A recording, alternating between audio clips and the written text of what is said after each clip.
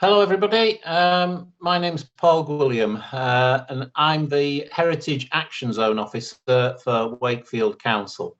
And I started work on the scheme in September. Now, some of you may have already met me before, but for those who haven't, this is just a little sort of introduction into who I am. The scheme, like I say, I started in September. Before that, Julian Ellis had been seconded to the scheme while a full-time project officer could be appointed.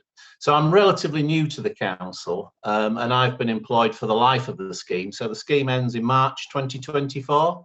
So it's now, we've got 3 years left to be of the scheme. It was originally a sort of 4-year program, but with a lot of these programs, there is a sort of like a year involved in sort of bringing these things together. So anyway, just before we start this webinar, there's just a few little sort of housekeeping rules. You will be on mute during this webinar, and Andy from One-to-One Development is in another part of the world, and he will be in control. So I'll be asking him to move the slides around. We will be having a sort of a Q&A. Sorry, there is a Q&A available for you to sort of type in, your questions as we go through. But I'll not answer those until the very end. I'll also be running a small poll as well, because what I've got to do is try to get a sort of a feeling for the impact of the global pandemic, on sort of businesses. So if you could answer that as sort of honestly as you can, that will help me sort of moving forward of how we can sort of manage, manage the scheme. You won't see a list of other participants, but it doesn't mean that you're alone. We tend to sort of we keep that we obviously sort of keep that sort of secret, if you like. So if we can have the first slide up, Andy.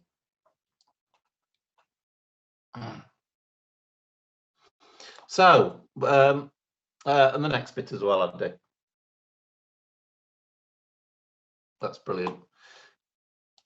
So what is the Heritage Action Zone?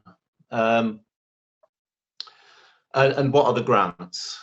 This slide actually shows a mission statement published by Historic England. And it's quite a simple one. And that is to transform, restore disused and dilapidated buildings into new homes, shops, workplaces and community spaces, and restoring local historic character and improving public realm. So that's in a way why the money's, sort of what the money's about, really. It's sort of, sort of focused on those key elements. Can we have the next slide, Andy? So you can see from this slide that Wakefield's not alone in running a HAS scheme. There are 67 other such schemes across the country. And a number of these are actually sort of situated in the north of England. So we've got one in Leeds, our closest ones are Leeds, Huddersfield, Barnsley. There's one in Halifax, Dewsbury, and sort of further north, northeast, you've got sort of Hull and Selby. And all of these schemes across the country share in a £95 million pot funded by the Department of Media, Culture and Heritage, which is being administered by Historic England and local partners. The grant money being offered by the DMCS and Historic England is match funded by the local authority. And for each of the 68 schemes that could have that actually apply, that actually sort of got funding, they could apply for a £2 million pot. Now, Wakefield was successful in one of the higher bids and getting 1.9 million. But then there is but because this is match funding, then the local authority is giving a further 1.9 million, making in total 3.8 million. Can we have the next slide, Emily? So, from the money allocated, you know, how can these HAS schemes deliver change? So what we're trying to do, what the money is for, is to offer grants of up to 90% to cover the cost of external conservation-led repairs, and up to 70% of the cost to bring high-quality spaces back into use, internal spaces back into use. Like I say, the total fund for the Wakefield scheme is 3.8 million. And really, alongside that, you know, we have this sort of program to produce a sort of a program of community and cultural activities to re-engage people with the high street. So when we talk about the sort of the 90% funding, so for the key buildings that we've got within our heritage action zone, I will have already sort of contacted you, and I will have given you a figure. So obviously, if there's if I've said to you that there's £100,000 available on that grant, then your contribution would be £10,000 to that scheme, and we would fund £90,000 worth of that work. So it's actually sort of quite a good scheme. But remember as well that these schemes are we do not pay VAT. So if you are not VAT registered, you might have to think along the ideas that, you know, there might be actually sort of 20% extra, you know, that you might have to pay out. So we don't pay VAT on these grant applications. But if you're if you're a business that's VAT registered, that's not a problem. So if we can have the next slide. So why Westgate? So when Historic England was sifting through these applications for the HAS schemes, they visited Wakefield, and one of the things that they immediately identified, that sort of the upper Westgate conservation area, obviously being a high street, had a large number of architecturally important buildings in need of urgent repairs, and that there was quite a lot of underused and vacant floor spaces. That should read, not vacant floor. So, and also as well, the conservation area has also lots of historic yards, public spaces, if you like, that were underused and also undervalued. And also critically to this, that there was a negative perception of the area brought about by neglected buildings and untidy streets. So really, it was an ideal area for additional funding, you know, for funding. We have the next slide, Andy. So conservation area. That's the conservation area, the Upper Westgate conservation area, and that's really what the where the grants are focused. Because they are high street funds, really the bulk of the money has been put towards the high street. But technically, any building owner, any historic building owner within that conservation area can apply for one of the grants. So if you look at that, and hopefully you all know Wakefield, the conservation area actually covers all the buildings and spaces from the viaduct on the left-hand side up to Cubana at the top of Westgate, and the boundary of the conservation area then runs along the centre of King Street. And if you follow that line that runs off the top of the map, it encompasses all the buildings to the south of King Street, and then that line actually those two lines that run off the map join up on Cliff Parade just behind County Hall. So any building within that, any historic building within that area, is eligible for grants. So can we have the next slide, Andy?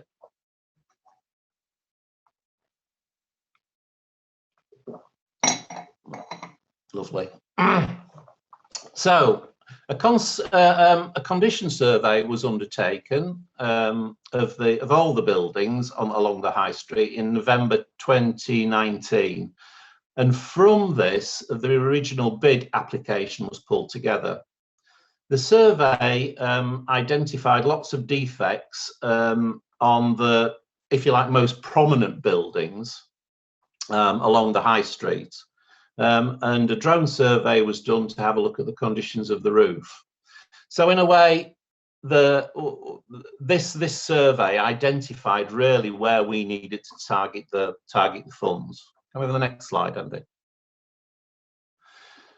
So the conclusions of the survey brought out that there was 13 key priority buildings, if you like, and 7 reserve buildings. And there was the yards, the historic yards that were identified as being the public spaces, were the streets that run on the north side of the of Upper Westgate. We also identified as well that there were 6, if you like, features that we'd like to try and bring back together, and we identified those as being the hoists which run out of the buildings on Cheapside, which really are key features which identify those buildings as actually being former warehouses. So those are the elements that where the, if you like, the major bulk of the funds have been targeted. Right, can we have the next slide, Andy, please? So you can see there, that's where the spread of the key buildings and priority buildings are. What I've not shown on there are where the yards are, but I'll show you where those are in a minute. Now, this is really where the majority of the funds are going. However, like I say, we have priority buildings, and if those priority buildings drop out, then we have the reserve list of buildings, which then we can move those funds onto. Because not with all these types of schemes, some buildings will inevitably drop out. So when they drop out, then we move those fundings on. Can we have the next slide, Andy, please? So I've talked a little bit about the funding. So what's it really sort of targeting? Well, certainly within the survey of those buildings, there are key things that were what we call eligible works, if you like. And part of that is to try and make sure that we have watertight buildings and we have functional buildings, because a lot of these buildings, because they're quite large, the big things tend to get forgotten about, things like roofs, gutters, stone repairs, pointing, because they're quite expensive. So we would like to, and these, when I talk about eligible works, these are the things really that will be targeted. We also like to see, you know, sort of to try and reinstate traditional shop frontages as well. But and also sort of removal of inappropriate things as well, like cladding. But we can only do that, that only becomes eligible if it's actually a defect. So if you have cladding on your building which is causing internal problems, for example, if you've got concrete render on, it can cause damp, you know, that can be removed. But then if you put the cladding back on, we would ask it to be done in a traditional way, so using line pointing and line plasters, because that then makes your building breathable. So in a way, the work that has to be done has to be conservation led, and this is why we have to have these projects led by conservation accredited architects. So the fees also cover the funds also cover, which when we talked about the 90% professional fees and any survey fees. So if you have timber problems, they need to be looked at. These grants will cover that. So if we can move on to the next slide, please. About 10 months ago, stage 1, if you like, of the HAS scheme started in earnest. And the HAS project team, then led by Julian, started contacting individual owners and tenants of the building, offering fixed grant sums. In September, I started, and now I am pushing forward this first stage, if you like, of the grant process. And that is to bring fully costed schemes and under the terms of the grant forward. So all the target building owners have now been contacted, and they've also fantastically engaged with conservation accredited architects to get at least 3 quotes. I talk about 3 quotes quite a lot because it is public money that we are giving away. We have to show due diligence that we have gone for cost-effective schemes. So 3 architects, 3 conservation accredited architects or technicians have been contacted by each of the building owners, and they have now got fees. The building owners have got the fees to lead these projects. Now, whoever you choose to lead your project is up to you. However, we will want to see those quotes, and we only pay out on the most cost effective. So that's very, very important. So when we pay out the 90%, we will only pay out on the 90% of the most cost effective solution to the anything, whether it's building works or sort of fees. It's important to understand during this stage that no grant money can be issued until a full scheme is brought forward and agreed. So even though we will pay the professional fees, until a full application has gone in and that's been approved, then again, we will not be able to pay out. So all this kind of work at the moment, this first stage work, is really being done at the owner's risk. But if we keep talking, if you keep talking to me, I will always give you indications of, what you should be doing and when you should be doing. So that's the great thing about, this scheme. I'm employed for you to ask me those questions.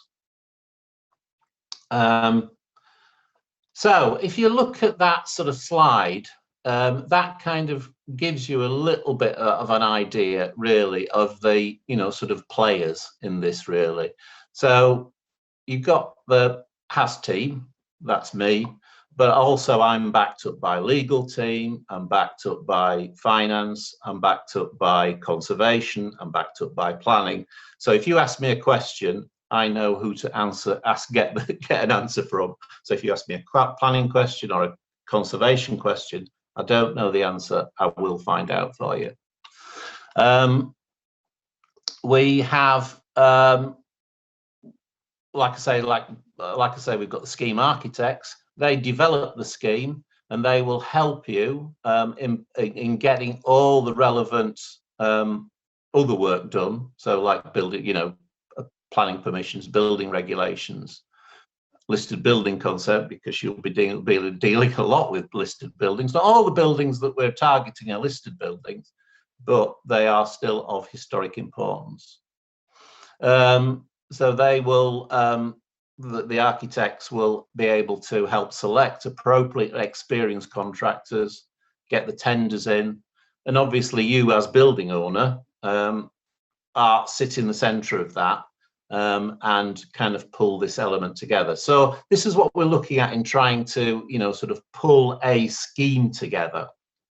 So once you have employed a conservation accredited architect, they will look at the scheme. So we will give them that part of the condition survey, which shows where these eligible works are in the scheme on your building, and then they will pull together, they will draw plans, they will put put forward planning applications if you're doing internal conversions. They will get planning consent for you. They will do the listed building consent. So there's all those elements really which the architects are specialised in doing, do this all the time, which will pull forward that scheme. So if we can have the next slide, please, Andy.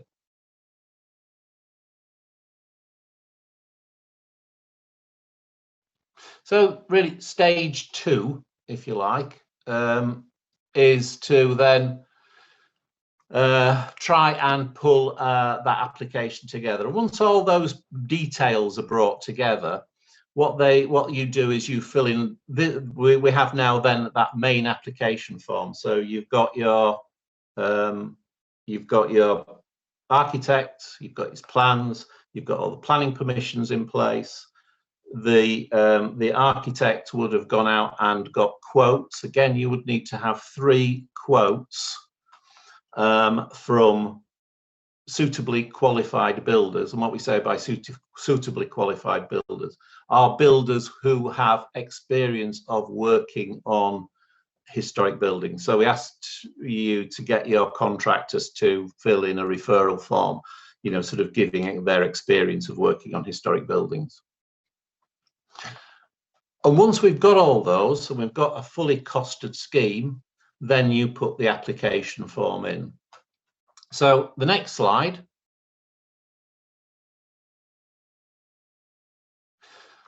What's on the application form? Now, this is actually sort of quite important because a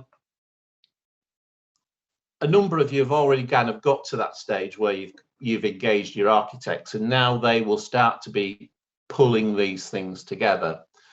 One of, you know, I've put, I will have sent you the terms and conditions, so that this stuff is actually on our forms. We have a guidance note. So if you're not writing this down, but all this information is on the guidance notes. It's the typical kind of thing that you're going to need for your application form.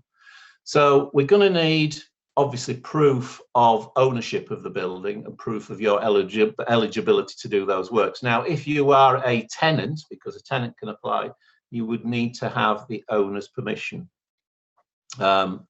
We also need to show bank details. Now, that's, you know, that again, the information that you send to us is highly confidential, and we treat that, we're on an encrypted site. But we have to vet all projects for their viability, not just to protect us, but to protect you as well, because we don't want a scheme to start and to finish halfway through because it doesn't have enough funding. So we have to say, as a minimum, your contribution. So again, if you're thinking along the idea of a £100,000 grant, we would like to see at least £10,000 in a bank account, if you like, or allocated to that project. Now, in a way, because these are defray payments, the building owner must pay out and we pay back. So this is the understanding of making sure that there is a viable scheme before it starts, because the building owner can get into trouble very quickly. So we will go through that with you. We don't want you to start schemes that you're going to get yourselves into trouble. So that's really, really important that we do. If you're a business, we look at things like Companies House, we'll credit check things. We need things like VAT details, you know, your last audited business accounts if you've got them.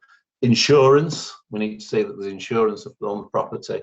Think little sort of details as well, like if you're going to change use, what you're going to be changing use to, but that will be covered on the checks and balances really for the planning application. And also this detailed scheme of works. We're also going to need timetables. So really what you should be presenting us with this application form is like a package of these things. Now, because they're, like I say, these are defray schemes, we can pay up to 90% of the total amount during the project. So if you get a bill for £5,000 from a builder, once the scheme is actually agreed, we can then start paying out. So you then send us that 5,000, we will send you back 90% of that money, and that will keep going until the money runs out. However, there is a little clause in it that if you do not finish the project, we keep back 10% of that amount. So it's a little incentive to try and keep, make sure that these projects are kept on time. So we can pay up to 90% of the total grant money that we've allocated before the completion, but we will only pay that final 10% when your architect has signed off that scheme as being finished. So that's an important thing to remember. And in a way, the timetable, speak to your architect. If you've got limited funds, how are we going to do this? So I try and, in a way, make sure that you understand the complex nature sometimes of these things. But if you speak to people in advance, we can iron out these problems. And like I say, having a fully costed scheme, a timetable scheme, allows us to be able to then monitor, and you monitor, the amount of money that's being spent, because some of these spends can be eye-watering, especially to small businesses. But we're here to help. Like I say, that's what we're trying to do. So if we can have the next slide, please. So grant applications and delivery, sort of stage 3. You can see again, what we have is there's kind of many players in this situation: building owner, and me there as house project officer on the bottom right-hand corner. And I will sort of help you feed in to all these different things. Now, once that grant application has come into us, we've got all that information, we will vet it. It then goes to the HAS board, and the HAS board, made up of senior members of the council, made up by people from finance, from conservation. They will look at that application, hopefully rubber stamp it, but they might come back with a few details, bit of clarification. Can we have clarification on that? Because they are the ultimate arbiters. We also have to feed in Historic England into this, because any grant application where their contribution is over 50,000, they have to vet. But they're vetting the quality of the scheme, not the financial elements to the scheme.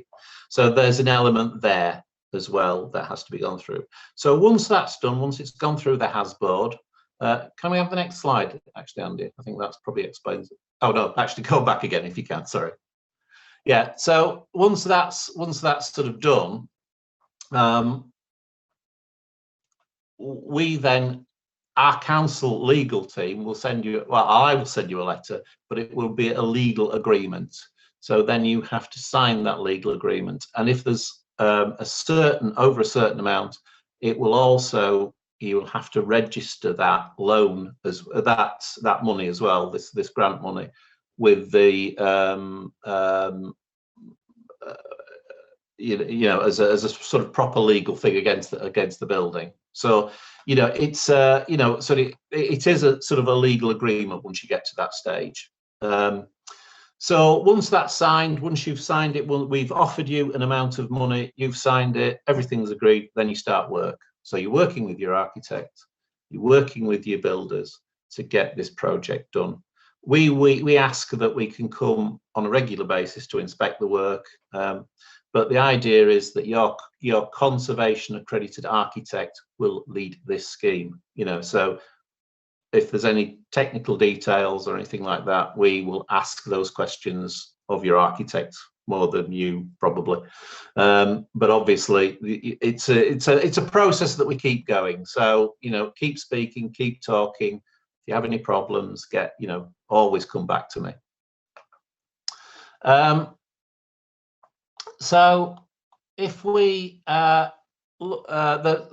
two application forms. I forgot to say this, because there's 90% for the exterior, 70% for the interior. They are the same. They are virtually the same application form. So the information that you send through, you know, about the legal, you know, about your financial status, blah blah blah, you know, is virtually covered by one application, if you like, but you need to have a separate application for the internal works. It's really important to remember that they are two separate applications, because we have to look at the eligibility of those works, and some of that internal work can actually be covered by the external work. It gets a little bit complicated and a little bit confusing. For example, if you have a window that has leaked, it's an external thing, but it actually causes damage to internal things. So there's a bit of external internal crossover. So it's worth just kind of understanding it, or me trying to explain that, but it's on a case-by-case basis. I would be here forever if I tried to explain every single detail. But it's a case-by-case basis, and architects can come back to me, talk to me. You can come back to me. Contractors can come back to talk to me. I'm here to help you. That's the main thing. Like I say, the legal team will prepare that agreement letter, and then the scheme could actually start. So if we can have the next slide. So that's really the kind of the details of the scheme for the buildings. With part and parcel of what we've got to also roll out is to try and improve the public realm, because remember, we're trying to get this perception of the high street improved, if you like. We're getting you get the buildings done, get the buildings looking nice, get the buildings watertight, getting people back into them, very, very important, but also the physical street as well. That's really, really important. So we have been going through and looking at public realm, and because the yards are significant on Westgate,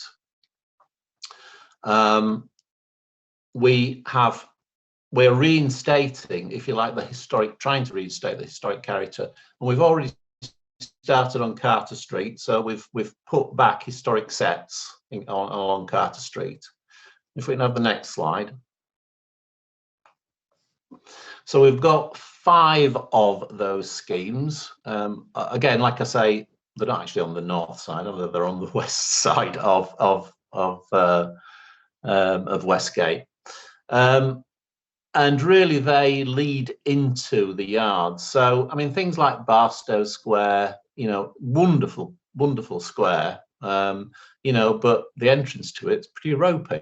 You know, I mean, it's, you know, over the years, you know, there's been a lot of sort of cheap fixes done, you know, as part and parcel of what these things usually happen.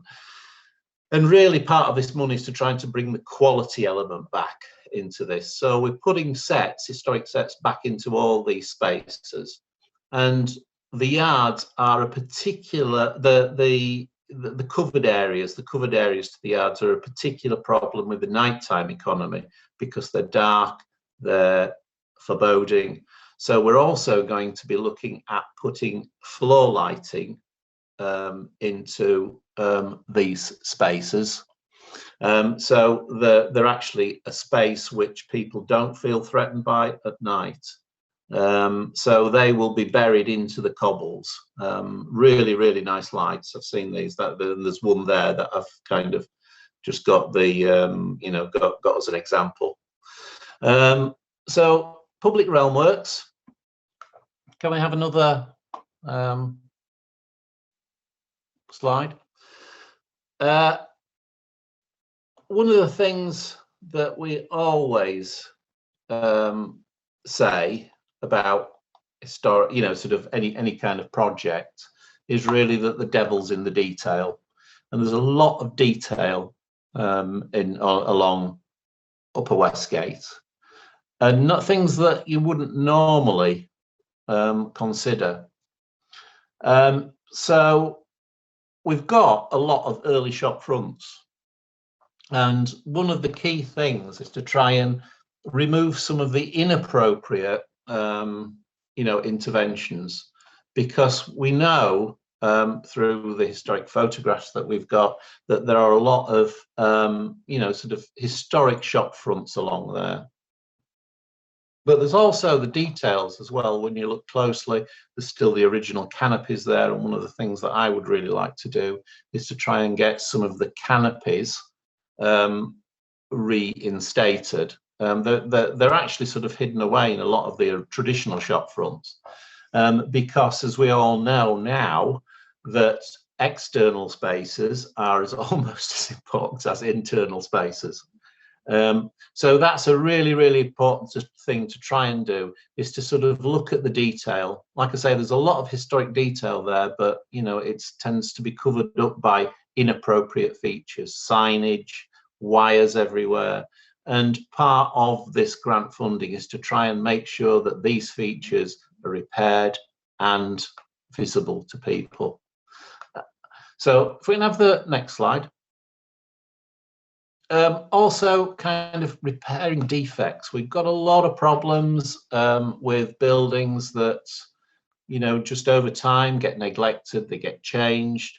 So again, there's an example there of, blocked windows. Can we reinstate those windows? Can we make these spaces useful again? Trees growing out of buildings. We have a lot of that down Westgate. It's incredible how trees get hold, but there's problems, and those cause further problems to buildings. So looking at repairing these defects, gutters, rainwater goods, roofs, some of those changes the money that we spend might be big money, but it might be a roof and it might not be easily visible. Well, won't be visible, but it saves that building, and it's those little changes, little incremental changes, that make a big difference. So as we walk around Wakefield, can I just have another slide?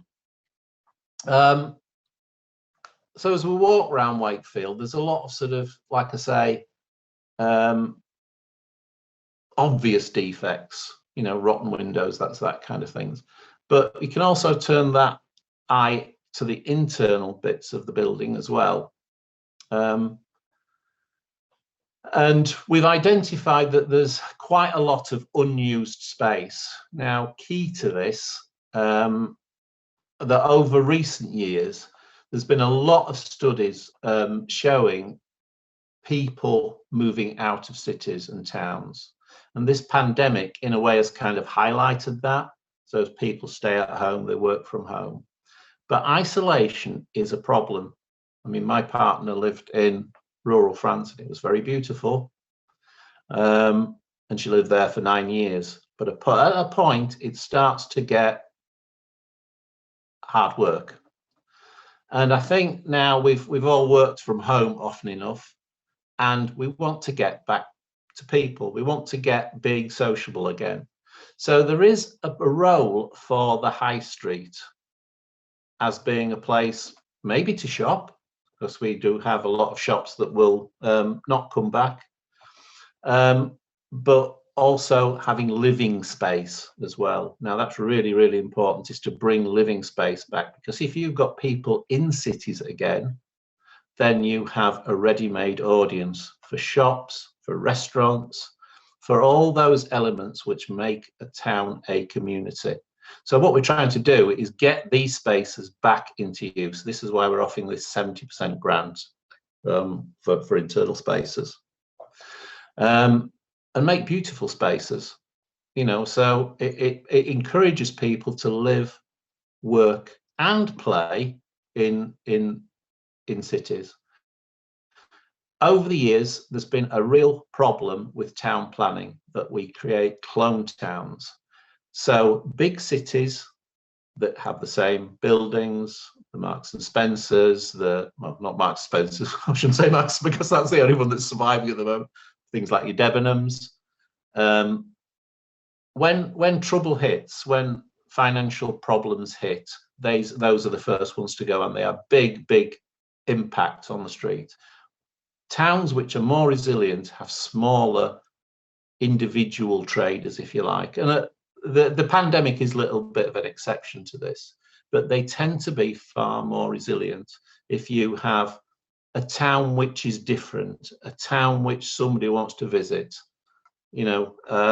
So shopping centres have kind of partially destroyed, you know, town centres, but there is now a feeling that has to come back because they are underused spaces. So changing the use of those buildings can be important. Getting people to live in those spaces is important, and also to get you know, sort of different types of experiences, different types of shops where people want to visit. So that's really important, to get these sort of buildings, the internal spaces, you know, sort of done as well. So we can have the next slide, please, Andy. So one of the things was that we were going to take all the building owners to show a similar kind of scheme, because there were schemes before this, and Pontefract was typical of these, and they were called Townscape Heritage Initiatives. Now, they happened all over the country, and Pontefract was a really good example of that. Because again, these small incremental changes, I mean, there was a lot of buildings done in this. There was probably about the same money, but it lasted over 7 years, this project. My project is considerably shorter. But putting shop fronts back in made a real change to that high street. You know, sort of doing roofs, doing gutters, making the area, and again, going back to that original slide, to improve the perception of the area, made a real difference. So Pontefract was a good one. If I have the next slide, I think there's another couple of examples of buildings.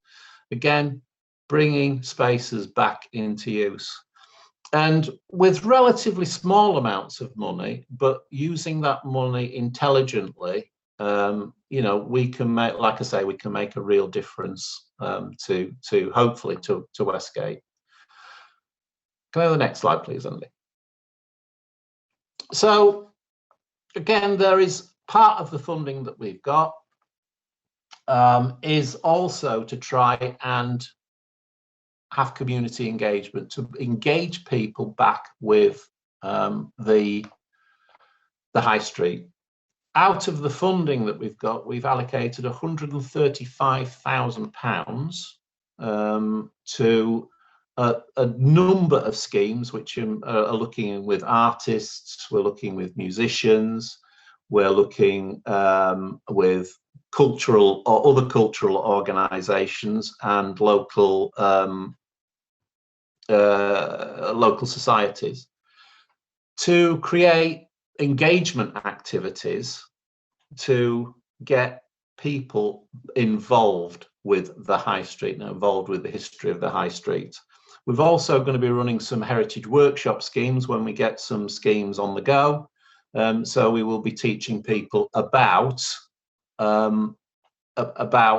historic building conservation, you know, getting them to do some hands-on things. So I hope, as building owners, you as architects, I know there's a few of you out there, would like to have a go. So it's again upskilling people, understanding why we do these things. The use of lime is very, very important in buildings. It's a traditional building material, but it also solves a lot of problems where modern materials don't. Modern materials sometimes, you know, are great, you know, but they have other problems. You know, sometimes if you hermetically seal a building, it can't breathe, and invariably this is where you get problems with damp coming through. It's not really damp, it's condensation, because your building's not breathing. So having those traditional elements in the building just makes a difference. So one thing has a knock-on effect to another. So that's what we'll hopefully be trying to engage with you as well.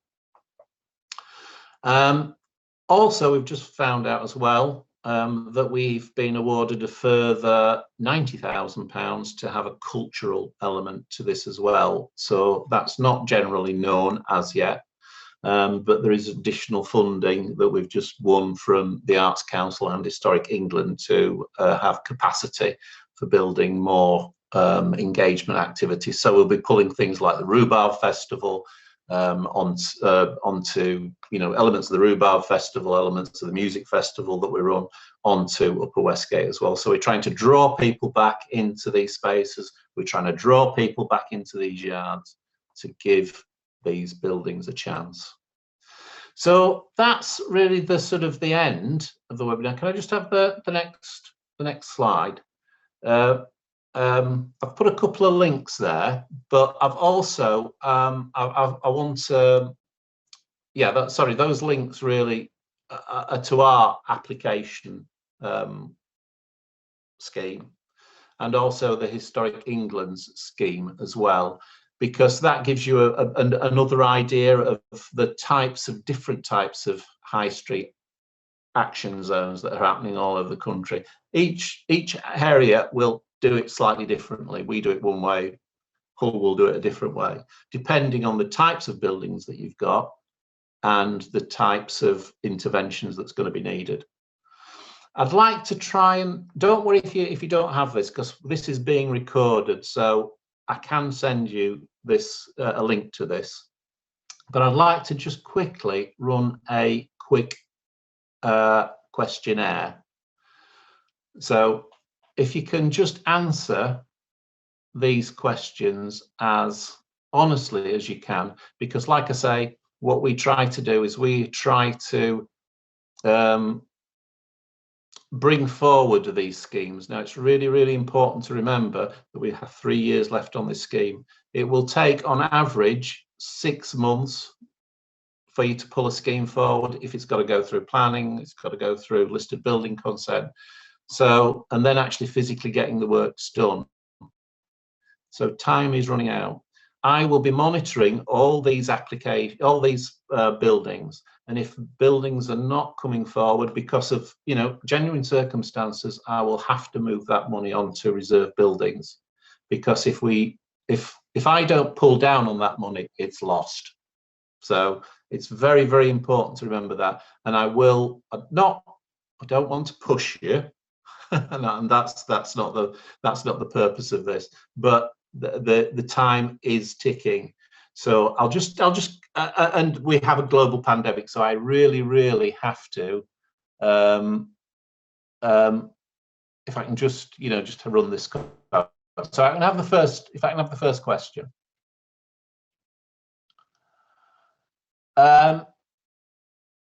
So based on the information given, how confident are you that you have enough financial reserve to bring forward your scheme? So if you can just answer that, if you can.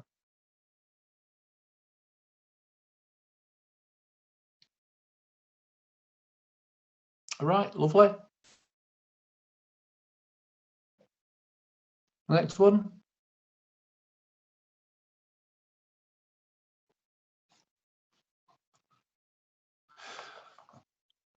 So based on the amount of grant funding allocated to your property, how long would the current COVID-19 restrictions have to last before you would struggle to finance your scheme? So we've got 3 months, 6 months, 12 months, or it's not an issue.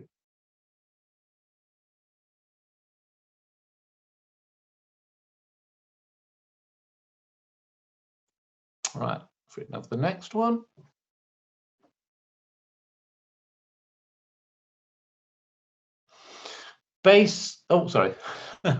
What impact of the current COVID-19 restrictions and the global pandemic are having on you in bringing forward your scheme? No impact, minimal impact, or a big impact?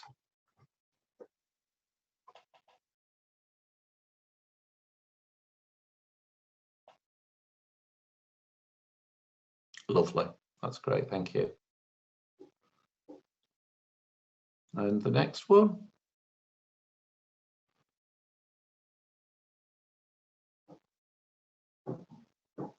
Can we move the next one, Andy?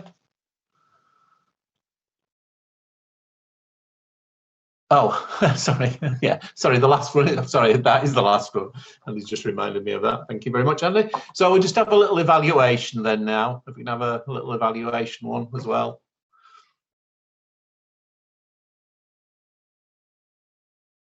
So have you found this session useful?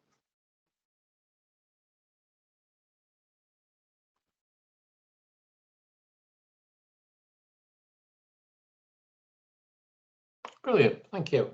Thank you. That's great. That's wonderful. So what I'll do is I'll just really now look at your questions.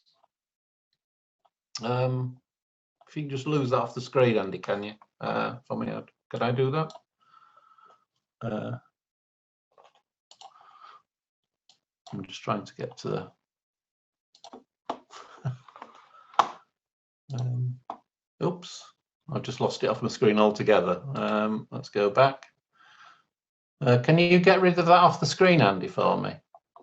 So I've got it because I can't get to the Q&As. You still have the polls up, Paul? Yeah. All right, you should just better close that window, I think, if you just cross it off in the corner. It's, oh, right, okay. Yeah, I've done that. See, this is why I've got the Andy to help me, because I'm useless with this kind of technology. I've got a question there. Do you consider change of use of existing shop fronts to residential or other uses? Yes, Simon, I would say that potentially is. Just because traditional shop fronts do not have to be a shop. They could be an office, they could be potentially residential, but we'd have to look at that on an individual basis to see how that would work. I mean, I know that we do, that there has been in other parts of the country, and I'm just trying to rack my brain at the moment. I think there's elements which have been done in Bath, Bath or Bristol, where they have used traditional shop fronts but then had residential behind. So I think it would be on a case-by-case basis of how we would look at that and see that being used, because we understand that not all shops will come back, but we would like to make the high street a destination. So if we have too much residential on lower floors, it makes less of a destination. So I think that would be potentially is the answer to that. I would say potentially yes, but it could be that shop could be an office. It could be you know, sort of a different way of looking at things. You know, so we are open to all ideas. So I hopefully that answers your question. We've got any other questions? Oh, I've got the evaluation back up again. No other questions, right? Brilliant. Well, hopefully that was useful for you. Like I say, we have this might have raised more questions. I've pick up the phone, text me. I will be putting this out. I will be sending this out to people, or I'll be putting a link to it. Because our email systems won't cope with this, but I'll certainly be putting a link out so you can download, you can review it later, you can look at the details on the application form, and if you look at the guidance notes, that's really the most important thing, I think, because that gives you a sort of bullet point. You need this, you need this, you need this. So let's work together. Let's make a fantastic high street. Thank you very much.